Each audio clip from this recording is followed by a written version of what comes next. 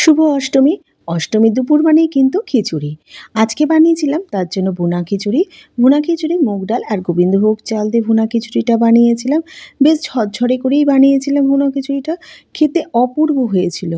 কিছুদিন আগেও আমি ভুনা খিচুড়ির রেসিপি আপলোড করে দিয়েছি। আমি লিঙ্কটা শেয়ার করে দেব।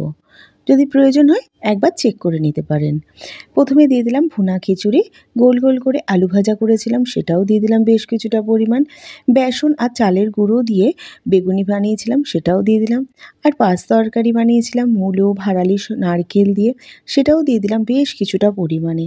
এই ভুনা খিচুড়ির সাথে লাবড়াটা খেতে বা পাঁচ তরকারি খেতে কিন্তু অপূর্ব লাগে। আর দিয়ে দিলাম পাঁপড় ভাজা, আর করেছিলাম টমেটো খেজুর আমসত্ত্ব দিয়ে চাটনি। চাটনিটাও অপূর্ব হয়েছিল, সেটাও দিয়ে দিলাম। সব কিছু যেন দুপুরবেলা আজকে জমজমাট হয়ে গেছিল। আজকে আসি, আবার হাজির হয়ে যাব নতুন কোনো ভিডিওর সাথে। ভালো থাকবেন, সুস্থ থাকবেন। ধন্যবাদ।